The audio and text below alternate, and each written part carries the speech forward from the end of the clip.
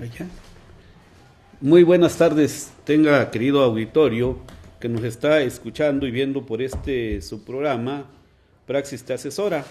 El día de hoy nos acompaña el maestro Pedro Pérez Sosa. Él es un jurista destacado, actualmente se desempeña como abogado postulante.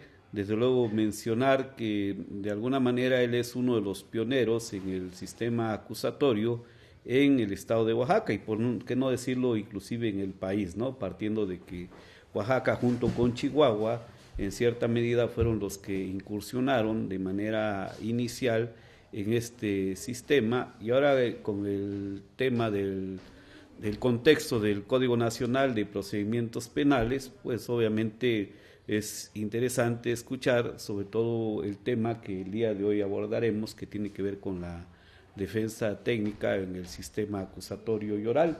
Desde luego le damos la más cordial bienvenida, maestro, y pues un placer tenerlo con nosotros, sobre todo porque de alguna manera es muy importante que no solamente los abogadas de este país conozcan este tipo de sistema, sobre todo a raíz de que a partir del 18 de junio se empieza a abordar en todo el país, ¿no? Es decir, con la vigencia del Código Nacional. Y pues bienvenido, pues para iniciar este programa nos gustaría que nos hablara un poquito de estas generalidades, ¿no? Del sistema y posteriormente pues ir puntualizando algunos aspectos que tendrían que ver exclusivamente con el tema de la defensa técnica.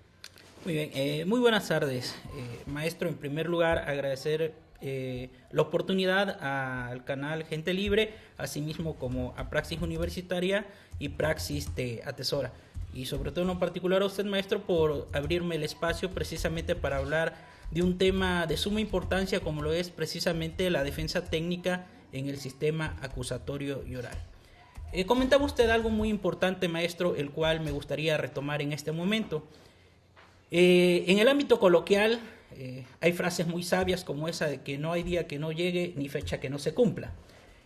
Y tal es el caso precisamente de la entrada en vigor del sistema acusatorio y oral a partir de las reformas precisamente del 18 de junio del 2008, la cual tenían como fecha límite para entrar en vigor precisamente en todo el país el 18 de junio precisamente del año en curso, es decir, del año 2016.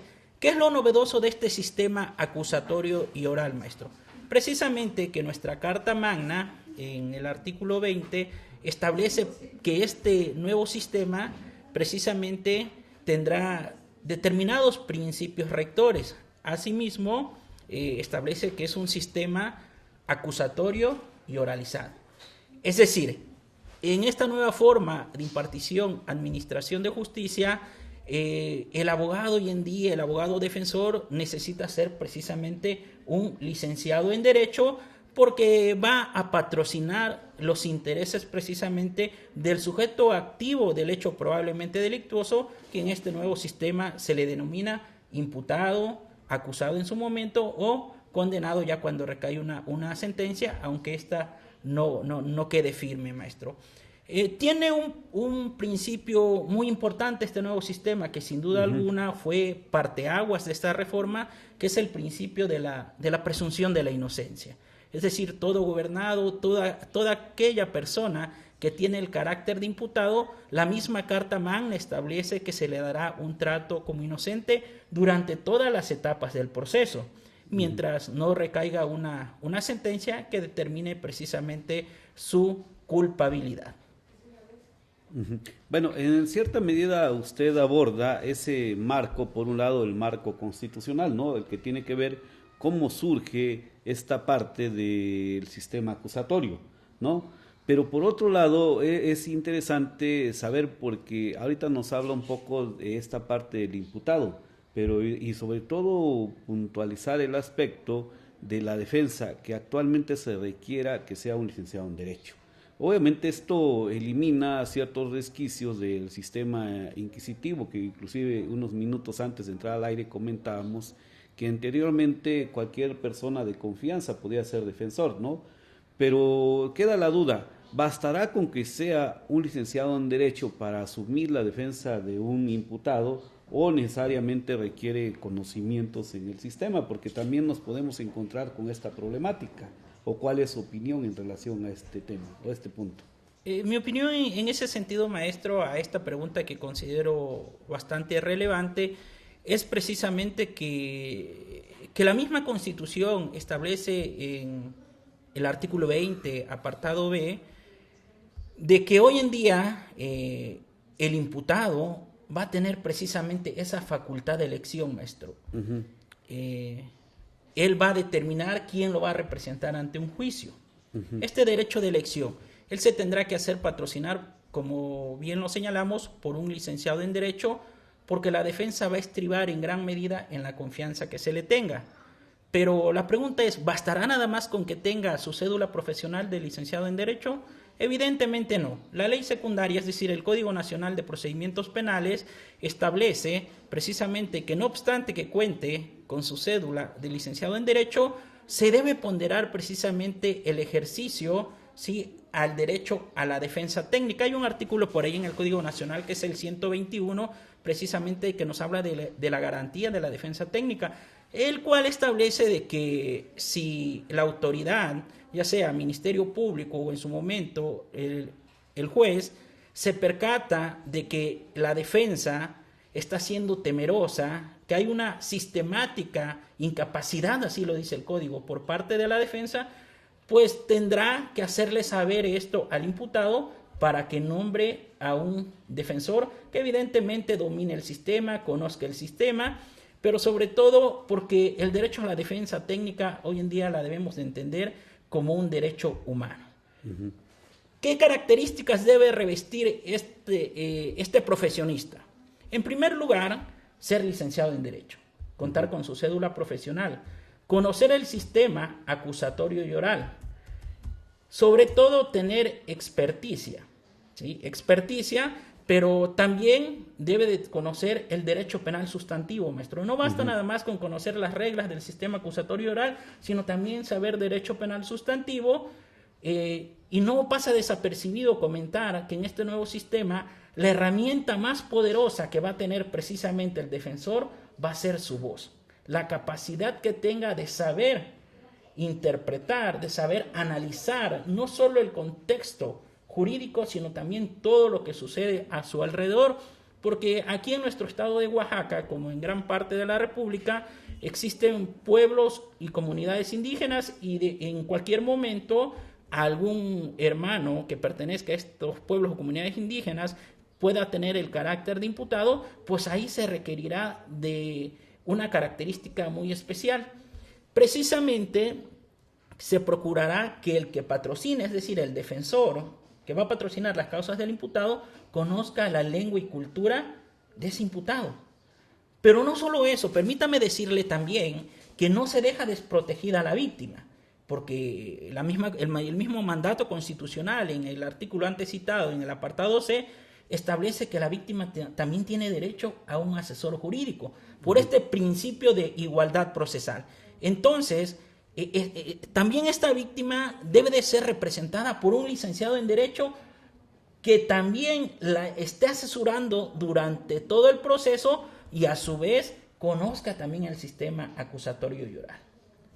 Muy interesante, porque precisamente hablando de esa parte de la defensa técnica, encontramos entonces dos aspectos esenciales. Uno, que ya no solamente el derecho es del imputado, sino que también en esa igualdad de circunstancias, de alguna manera ya también la víctima tiene derecho a contar con una asesoría técnica, ¿no? Y esto, pues también destacarlo, que en su momento pues ha sido criticado en el anterior sistema o en el sistema inquisitivo, en el sentido de que nuevamente la víctima era relegada o olvidada en relación a sus derechos, es decir, cómo era, si verdaderamente era representada dentro del proceso o era pues sus derechos vulnerados, ¿no? Entonces es un tema fundamental. Pero por el otro lado quisiera hacerle la siguiente pregunta. Si nosotros decimos, bueno, ya independientemente que sea licenciado en Derecho o no, aquí el tema es, esto no restringe que el imputado, por ejemplo, en un momento determinado pueda designar a una persona de su confianza para que esté acompañándolo durante una audiencia, o ya en o hay la posibilidad de que pueda estar acompañándolo. Fíjese que precisamente estos resabios que aún quedan del sistema inquisitivo mixto, en el cual precisamente la Constitución permitía que la persona que estaba siendo procesada fuese defendido por una persona de confianza, hoy en día tanto la Constitución como el Código Nacional es tajante, no permite que sea patrocinado precisamente por una persona de confianza. Sin embargo, cabe la posibilidad también que el mismo imputado pueda realizar una defensa material. ¿Qué quiere decir esto? Que él pueda defenderse por él mismo, pero sin embargo no puede dejarse sin una defensa técnica, ya sea a través de un abogado particular que él elija y a falta de por un defensor público que el mismo Estado tiene la obligación de proporcionárselo. Respecto a las circunstancias, si puede ser acompañado o no por persona de confianza, considero que sí puede ser posible. Sin embargo, no se le permitirá el uso de la voz precisamente a esta persona de confianza. Puede estar en la audiencia, puede estar sentado al lado precisamente del imputado, pero sin embargo no podrá hacer estas argumentaciones jurídicas, únicamente hará la labor netamente de acompañamiento.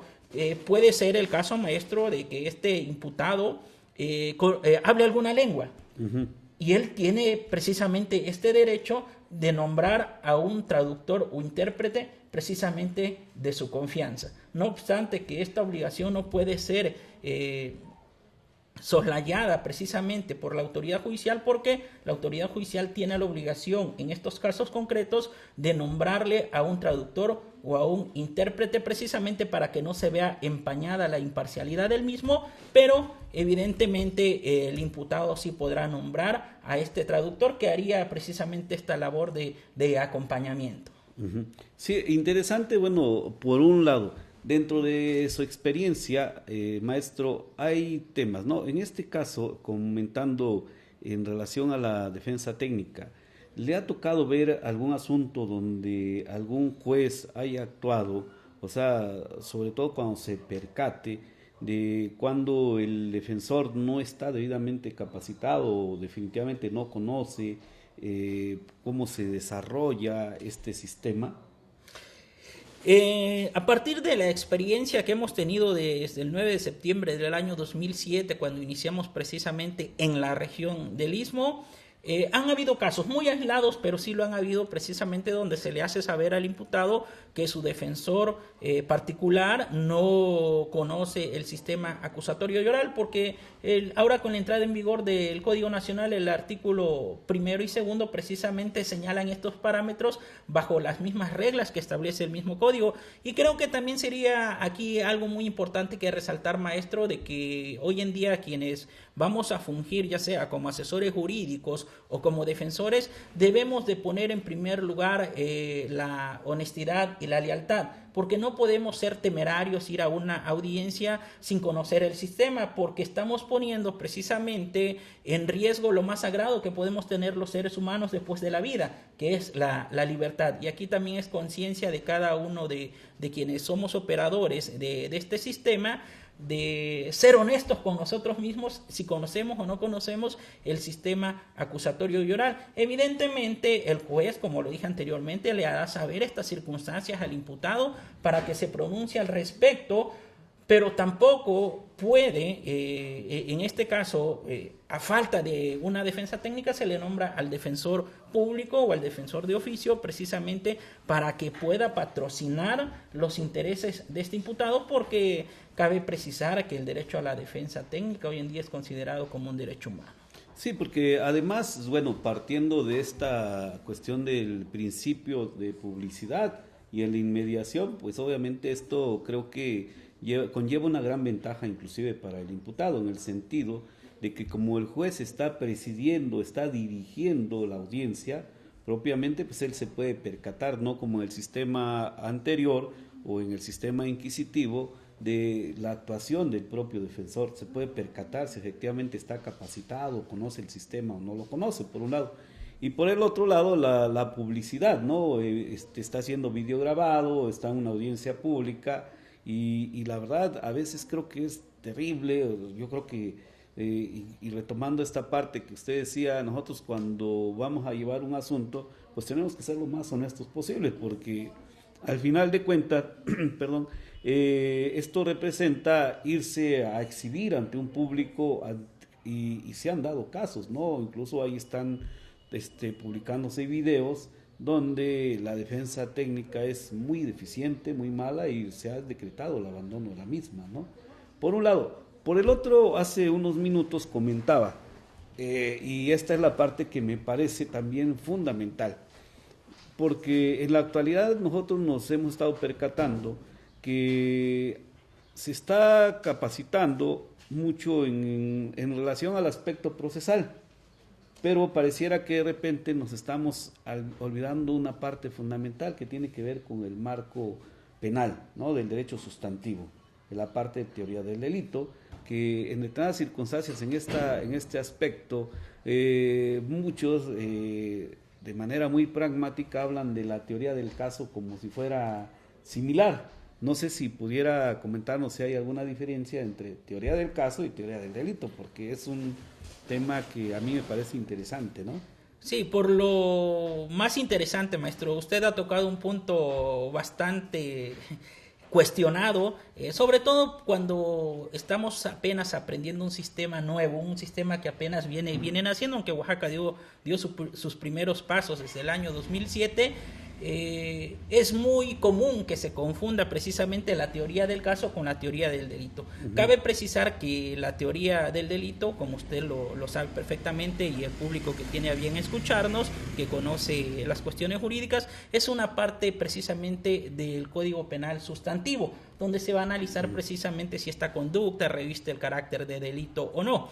Sin embargo, la teoría del caso no es otra cosa que la estrategia defensiva precisamente por parte de la defensa, obviamente, que va a realizar a favor de su patrocinado. Este planteamiento estratégico que por un lado hace la defensa, por otro lado va a ser la parte acusadora, que puede ser el Ministerio Público. Incluso hoy en día el mismo artículo 21 de la Constitución permite en casos muy excepcionales que los particulares puedan ejercer acción privada ante los tribunales.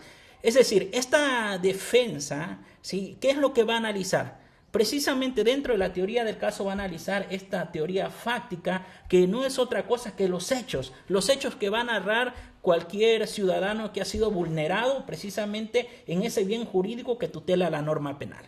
Sí, va a analizar esta cuestión fáctica, va a analizar la cuestión probatoria, ¿sí? Y sobre todo la cuestión jurídica, y en su momento va a hacer esta ponderación de acuerdo a una tabla de valores entre las fortalezas que puede tener y las debilidades, en aras precisamente de sopesar qué tan fortalecido puede estar para ir a una audiencia de debate, o por qué no, buscar incluso, si el caso lo permite, una de las salidas alternas que establece precisamente nuestra Constitución en el artículo 17 de la Carta Magna, o en el peor de los casos, bueno, si ya analicé de acuerdo a mi teoría del caso que este asunto no me va a dar para una audiencia de debate y poderlo absolver, bueno, le propongo dentro de este ámbito de lealtad al Ministerio Público que le pueda ofertar el procedimiento abreviado precisamente a mi patrocinado. Pero siempre he dicho que de las características que debe de revestir esta defensa técnica es ese punto, maestro. Conocer muy bien el nuevo sistema acusatorio y oral en cuanto a las reglas de procesamiento, sin olvidar el derecho penal sustantivo, porque uno es complemento del otro, definitivamente. ¿Qué es lo importante que debe de tener este defensor, esta defensa técnica? Es precisamente la capacidad de argumentación e interpretación jurídica y algo nato, ¿sí? Un profundo sentido de análisis y reflexión, maestro. Qué interesante, ¿no? Porque de alguna manera esto permite tener claridad y que evidentemente a los abogadas del foro, pues de alguna manera se comprenda que hay una diferencia, ¿no? Entre lo que es teoría del delito y la teoría del caso, como ahorita lo planteaba, que tiene que ver más bien la teoría del caso con la estrategia que puede asumir en este caso por un lado la defensa o bien en este caso la fiscalía, ¿no? Propiamente, inclusive, ¿por qué no decir hasta la víctima? Porque ya tiene derechos, ¿no? Claro. Que puede ejercitar. Entonces, esto es algo bastante interesante, pero por el otro lado, también esta parte de la defensa técnica, fíjense, me llama la atención que es tan amplia que nos permite que también nosotros estemos preparados para saber estos mecanismos alternos de solución de controversias, ¿no? Lo que en cierta medida nos puede permitir, conociendo efectivamente lo que es el sistema, pero además lo que tiene que ver con el derecho penal, cuándo tendríamos que recurrir en aras de esa estrategia, como defensa técnica, a uno de esos mecanismos, o cuando no, creo que los tocaba. Y nos gustaría que abundara un poquito cuáles pudieran ser en este marco de defensa técnica esos mecanismos alternos, ¿no? Precisamente nuestra Constitución y el Código Nacional, maestro, respecto a estas salidas alternas o mecanismos alternativos de solución de controversia que regula precisamente esta ley secundaria que se deriva del Código Nacional, nos reconoce dos. En el artículo 186 y 191 del Código Nacional nos habla precisamente de un acuerdo reparatorio, que el Código de Oaxaca lo conocía como la conciliación. Y por ahí el artículo 191 nos habla de la suspensión del proceso a prueba, que son las dos salidas alternas. ¿Cuál sería la ventaja tanto para el imputado como para la víctima concluir este proceso a través de una salida alterna? Pues precisamente que el requisito indispensable es el pago de la reparación del daño. Es decir, estamos hablando en aquellos delitos menores, de poca monta, o dijeran aquí en el argot coloquial de Oaxaca, en los delitos de bagatela, ¿no? En ese sentido, maestro, evidentemente vamos a llegar a un acuerdo reparatorio en aquellos delitos perseguibles por querella, de contenido patrimonial que se hayan cometido sin violencia sobre las personas, ¿sí? En aquellos, el código en el 187 nos dice, o cuando también haya un requisito equivalente. ¿Qué es lo que debo de ponderar precisamente como defensa técnica, como conocedor no solo del nuevo proceso acusatorio y oral, sino también del derecho penal sustantivo? ¿Qué tan factible es que por un delito menor, donde evidentemente no tengo mucha acción de defensa para llevármelo a juicio? ¿Sí? Evidentemente me lo pueden condenar o corro un alto riesgo de que condenen a este imputado, donde no solo va a pagar la reparación del daño, sino también una pena corporal y si al caso puede alcanzar un beneficio de ley, como puede ser la sustitución de la sanción o la condena condicional, tendrá que pagar esta multa sustitutiva. Por eso hablo precisamente de esta ponderación que debe de hacer la defensa técnica, de ponerle una gama de soluciones sobre la mesa al imputado, porque al fin de cuentas el imputado es quien va a tomar la mejor opción que le parezca. Evidentemente, en el primer caso del acuerdo conciliatorio se requiere la voluntariedad de la víctima, que va a ser requisito indispensable, y en el caso de la suspensión del proceso a prueba, el mismo código nos establece en aquellos casos cuando la media aritmética no rebase de los 5 años. Por eso hablo de esta ponderación y siempre he dicho desde el punto de vista de la defensa, maestro, que es más preferible concluir un asunto a través de esta salida alterna, ya sea el acuerdo reparatorio o la suspensión condicional del proceso, en virtud de que esto va a traer aparejado la extinción de la acción penal, es decir, que el delito se acabe, se extinga, desaparezca, y va a traer en su momento también, ¿sí?, el sobreseimiento de esa causa. Y este sobreseimiento, pues evidentemente va a traer todos los efectos de una sentencia absolutoria, lo cual le va a permitir precisamente a este imputado no quedar con antecedentes penales, lo que no sucedería si corro el riesgo de irme a una audiencia de debate o juicio oral. Sí, interesante porque de alguna manera con estos mecanismos, bueno, y también toda esta ponderación, lo que se está hablando, bueno, y al final de cuentas es de sobra conocido, que realmente lo que se pretende es que la mayoría de los asuntos no lleguen a la etapa de juicio oral, ¿no? Sino más bien se queden en algunos mecanismos alternos, ¿no? Y eso también, como decía, yo creo que depende mucho, ¿no? También esto en cierta medida va a tener, no dificultad, porque esto entiendo que en la medida que también nosotros nos preparemos, pero el saber transmitirle, en este caso a los abogados, a sus clientes, esa gama de circunstancias que se pueden presentar porque luego también el sistema tradicional se enfrentaba a una situación, o le entrabas a una sentencia condenatoria o absolutoria, no había más, ¿no? Entonces, actualmente con esto, pues bueno, obliga a que precisamente en aras de esa defensa técnica, pues se tenga que ir buscando cuál puede ser la parte que más le beneficia al imputado. Usted ahorita lo decía, a lo mejor y me equivoco y decido llevarme todo un proceso y después resulta que tengo una sanción corporal, la multa y todo lo que implica, pues obviamente esto es más complejo. Pero bueno, regresando, ahorita nos hablaba de ciertos principios, ¿no? Hablaba de alguna manera, y dentro de estos, bueno, hablaba de la igualdad, pero ¿qué otros principios se encuentran inmersos dentro de este sistema que tiene que ver con la defensa técnica, ¿no? Son 5 principios, maestros, que precisamente nos revela el artículo 20 constitucional y el Código Nacional a partir del artículo 4. Vamos a resaltar los que considero más importantes. Todos son importantes, pero en mi humilde opinión, el más importante es el principio precisamente de la publicidad. Esto de la publicidad nos permite precisamente a los que somos operadores del sistema recobrar la confianza en la procuración, administración, impartición de justicia, que muchas veces se ha perdido o se ha visto deteriorada.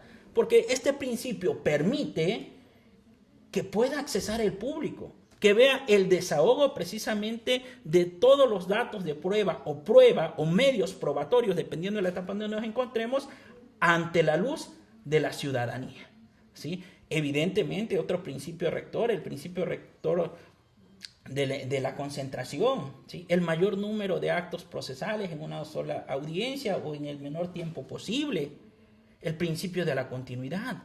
En muchas ocasiones en un sistema inquisitivo mixto, maestro, para el desahogo de una audiencia pasaban días, si no es que meses. Y esto hacía que se dilatara precisamente el dictado de una sentencia. Quiero apuntar otro principio importante, que es el principio de la inmediación, el cual establece de que debe estar presente, muchas veces dice el juez, pero no solo el juez, debe estar presente el Ministerio Público, debe de estar presente el defensor, ¿sí? Evidentemente la autoridad judicial, que a través de sus sentidos va a ver el desahogo de esta audiencia y de los medios probatorios, datos de prueba que aporte tanto el Ministerio Público conjuntamente con la víctima y por otro lado la defensa conjuntamente con el imputado, precisamente para que le pueda crear esa convicción y en un momento dado emitir una resolución.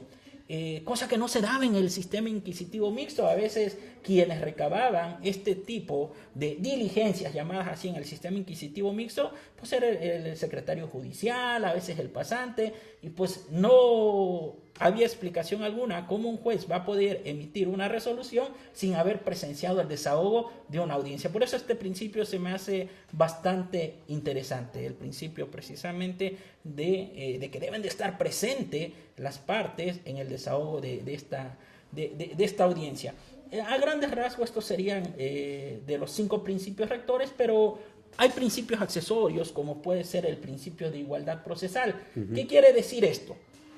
Que si el imputado tiene derecho a una defensa, la víctima también tendrá derecho a un asesor jurídico.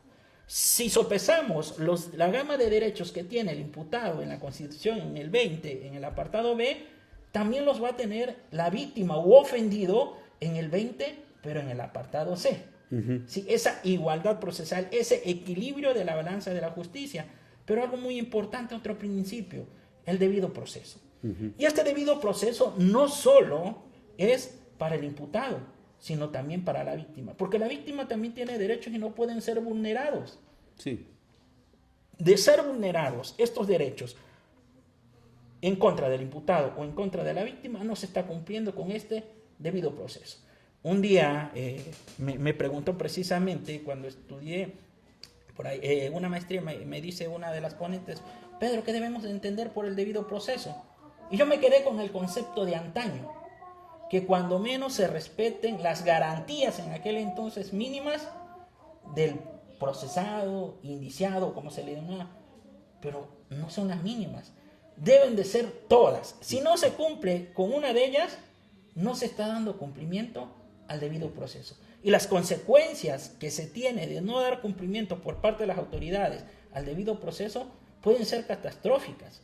en el sentido de que el delito puede quedar impune, ¿sí? Porque se puede dictar una sentencia precisamente absolutoria. Tenemos casos muy relevantes, como el caso de la francesa Florence Cassés, que se vulneró precisamente este debido proceso. Sí, aun cuando se cuestionaba, pero realmente nunca se resolvió el fondo del Claro, asunto. no se resolvió el fondo del asunto. Sino tenía que ver. Y precisamente, bueno, ahorita yo analizando esta parte de la inmediación y de la publicidad, son creo que partes nodales. ¿Por qué? Primero porque el tema de la inmediación, ahorita lo tocaba acertadamente, como que lo hemos enfocado de manera más directa hacia el juez, ¿no? Al titular. Pero también nos olvidamos que en el sistema inquisitivo, de repente, aparte que no estaba el juez, en ocasiones ni siquiera estaba el presidente del Ministerio Público o la defensa. Lo único que hacían era recabar las firmas, y esa es una verdad que no se puede ocultar, ¿no? O algo que pues podrán refutarlo si quieren, pero en la práctica eso es una cuestión que se volvió un vicio y que generó pues un problema, ¿no? En ocasiones a veces firmaban unas actuaciones y otras se les olvidaba y que provocaban nulidades de reposiciones de procedimiento, pero bueno, pero por otro lado, el tema de la publicidad, yo lo decía hace unos minutos, ¿no? La publicidad, pues evidentemente que yo no me voy a exponer a ir a una audiencia pública en donde si no conozco el sistema, pues claro, solo que yo sea muy deshonesto y quiera ganarme dinero como suele ocurrir frecuentemente, me voy a exponer, pero aparte no es solamente exponerme a mí, sino realmente lo que estoy exponiendo por esa falta de ética es realmente la defensa a la que estoy obligado.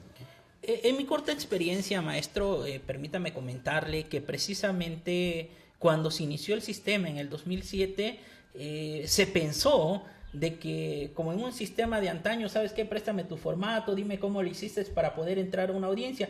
Y en verdad hoy en día no es así. Porque como son audiencias públicas, precisamente la ciudadanía está visualizando la capacidad técnica que puede tener este defensor o incluso que puede tener el Ministerio Público.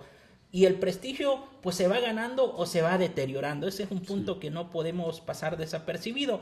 Incluso hoy en día puede un defensor o un asesor jurídico incurrir en responsabilidad. El mismo artículo antes mencionado, el 121, es claro en ese sentido de que si la autoridad se percata que no se está cumpliendo con este estándar de defensa técnica, pues evidentemente se le dará vista en el caso de los defensores públicos a su superior jerárquico. En los casos del abogado particular se le hará saber al imputado para que nombre un nuevo defensor, aunque ya se ha pronunciado la Corte al respecto que debe de ponderarse precisamente el derecho de elección. Yo creo que hay algo que debe de ser muy honesto para con uno mismo, si conoce o no conoce un sistema. No podemos uno como profesionista aventurarnos a como podía hacer en tiempos de antaño, que decía, bueno, echando a perder se aprende. Creo que eso era una gran irresponsabilidad. Hoy en día tenemos que ir de la mano con la preparación y la praxis precisamente. Sí. Bueno, voy a hacer leerle una pregunta que hace el licenciado Erasmo Luna para continuar. Dice, con respecto a las salidas alternas, dice, en caso del procedimiento abreviado, ¿solo se negocia la pena? Esa es la pregunta que hace. Quiero aclarar algo al licenciado Erasmo. En primer lugar, agradecerle la pregunta. En segundo lugar, precisamente destacar que el procedimiento abreviado no es una salida alterna como tal, sino es una forma anticipada de la terminación del proceso. Así nos los deja ver precisamente el licenciado Erasmo, el artículo 20 en el apartado A, fracción séptima, en relación con el artículo 201. ¿Se puede negociar la pena? Bueno, esta es una pregunta bastante interesante. El Ministerio Público puede ofertar el procedimiento abreviado, incluso sí, se puede disminuir la pena, incluso hasta en un tercio, dependiendo del caso concreto, si es un delito doloso, culposo. El Código Nacional, a diferencia del de Oaxaca, que disminuía, se podrá disminuir hasta un tercio. Cabe precisar que esta pena se va a disminuir hasta ese tanto siempre y cuando también no exista una oposición fundada por parte de la víctima. Si la víctima presenta una oposición fundada, evidentemente la autoridad investigadora estará obligada a llevar ese asunto a audiencia de debate. En la reparación del daño, evidentemente, el licenciado Erasmo, no puede ser reducida porque este es de orden público y es un derecho que le pertenece precisamente única y exclusivamente a la víctima. En la experiencia, ¿qué es lo que sí se reducía? Precisamente la multa y la pena, pero la reparación del daño definitivamente no, porque es algo que únicamente le compete a la víctima. Sí, yo creo que era importante hacer esa aclaración, ¿no?, entre el procedimiento abreviado y los mecanismos alternativos de solución de controversias. Pero sí, bueno. Un paréntesis, maestro Gustavo. Respecto a este punto, no quiero pasar desapercibido que en el procedimiento abreviado, si bien es cierto que es una forma anticipada de la terminación del proceso, no menos cierto es que también debe de cumplirse con ciertos requisitos, y dentro de ellos es un requisito bastante quisquilloso para el imputado, es que admita precisamente su responsabilidad. Así nos los deja ver precisamente el Código Nacional, a diferencia del Código de Oaxaca, que decía admisión de hechos, y el Código Nacional dice admisión de responsabilidad o culpabilidad, que es un tema que en otro momento vamos a profundizar, porque la admisión de culpabilidad o responsabilidad lo estaríamos viendo dentro del cuadrante de una teoría del caso, dentro de esta teoría probatoria. Y no hay que perder de vista que precisamente el imputado goza de una garantía fundamental, que es el derecho a la no autoincriminación. ¿Sí? El principio de presunción de inocencia, ¿no? Y en ese sentido es que en un análisis más profundo que espero que hagamos en otro momento, porque bueno, al aceptar responsabilidad o culpabilidad sería en automático ya una sentencia condenatoria, o cabe la posibilidad de que se dicte una sentencia absolutoria. En el Código de Oaxaca sí nos lo dejaba muy claro, que el hecho de irse a un procedimiento abreviado no era óbice de que se dictara forzosamente una sentencia condenatoria. El Código Nacional al respecto es omiso.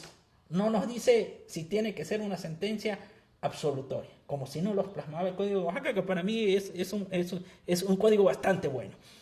Sin embargo, ya se han pronunciado al respecto los ministros de si es o no es una sentencia condenatoria en automático, porque como bien lo dijo usted, aun cuando se vaya a un procedimiento abreviado, el Ministerio Público tiene que rebasar el estándar de la duda razonable. Más allá de la duda razonable, precisamente por esta garantía que protege al imputado, este principio rector de la presunción de la inocencia. Sí, porque inclusive en el procedimiento abreviado creo que ha surgido un tema bastante interesante en cuanto a la valoración de prueba, datos de prueba o medio de prueba, ¿no? Porque estamos en etapas distintas, ¿no? Entonces, eso es una cuestión que, bueno, como dice usted, todavía falta por mucho camino por recorrer, y sobre todo porque precisamente en el caso de Oaxaca también lo reiteraba en el sentido de que ahí se reconocen hechos y aquí se está admitiendo la responsabilidad, que es una cuestión muy distinta, pero que aún así todavía nos deja con mayor ambigüedad, porque al menos el Código Nacional no establece que se deba dictar una sentencia absolutoria o condenatoria. Entonces, esto obviamente va a tener que ser materia de análisis en un momento determinado, ¿no? Pero por el otro lado, perdón, continúa Erasmo, dice, bueno, gracias, dice, creo que había que diferenciar entre una cosa y otra. Bueno, espero que con esto haya quedado disipada su duda, el licenciado Erasmo. Lo dice, sí, muchas gracias al maestro Pedro Pérez Sosa y un saludo a usted. Gracias, estimado Erasmo, y desde luego a la orden. Pues no sé, para concluir este programa, nos quiera dar algunas generalidades o algunos puntos que manejamos a manera de síntesis. Claro, por supuesto. En primer lugar, quiero hacer énfasis precisamente en que todos los operadores de este nuevo sistema acusatorio y oral tenemos la obligación de prepararnos constantemente, es decir, de capacitarnos día con día y conjuntamente tomados de la mano de la práctica. Porque quienes fungimos en un momento dado como defensor están poniendo en nuestras manos algo muy importante, que es la libertad de las personas. Ahora bien, es que este nuevo sistema evidentemente tiene sus ventajas, incluso los tiempos para el dictado de la sentencia ya están establecidos. El mismo artículo 20 constitucional nos habla precisamente de un plazo máximo de prisión, que establece que son 2 años, salvo que el imputado solicite mayor plazo para su defensa. El código también en el artículo 321 nos habla precisamente del plazo de la investigación complementaria, ¿sí? En ese sentido ya tenemos plazos muy tajantes, y si el Ministerio Público no cierra su investigación o acusa dentro de estos plazos, precisamente pues tiene consecuencias no muy óptimas para su investigación, en perjuicio precisamente de toda la ciudadanía, porque en el código es claro que lo que se pretende es que el delito no quede impune, pero también que se proteja al inocente en estas dos vertientes, tanto a la víctima como al imputado, ¿sí? Sobre todo que se repare el daño causado. No me queda más que agradecer precisamente al canal de Gente Libre la oportunidad de abordar estos temas tan novedosos y tan apasionantes, también a Praxis Universitaria, a usted, maestro Gustavo, por la apertura de este espacio, y humildemente comento lo que he comentado siempre en los foros donde me han invitado, que la mejor manera de ejercitar nuestra imaginación es estudiando e interpretando la ley. Sí, claro, desde luego, muchas gracias por haber aceptado acompañarnos el día de hoy. Me parece que es importante que la ciudadanía conozca temas de este tipo, sobre todo para que de alguna forma también sepa cuáles son sus derechos, ¿no? Y cuáles son sus deberes, ¿no? Es decir, que ahora con el nuevo marco del Código Nacional de Procedimientos Penales, pues no tienen derecho, pero a una asesoría técnica.